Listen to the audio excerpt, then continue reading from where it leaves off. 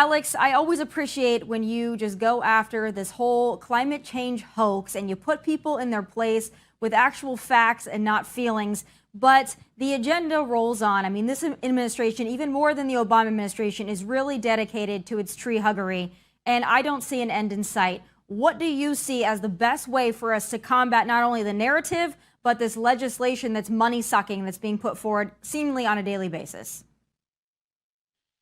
Well, so thanks for having me. I think of it as it's a climate catastrophe hoax, not a climate change hoax. So I think people equate the idea that we impact climate with some, which I agree with.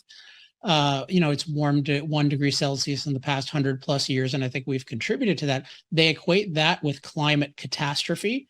And that is a big mistake. And then they also equate that with ignoring the benefits of fossil fuels. So the way people think about fossil fuels, they don't think about it rationally like a prescription drug, where you carefully weigh the benefits and the side effects. They ignore the benefits and then they catastrophize the side effects. And I think it's really helpful to think of it that way, because when you're talking to people, you can say, hey, what about all these huge benefits of fossil fuels that no one is talking about? Once you think about those, it's really amazing, because they provide 80% of the world's energy. They're still growing, particularly in the parts of the world that care most about cost-effective energy. The world needs far more energy. We have 3 billion people using less electricity than a typical American refrigerator.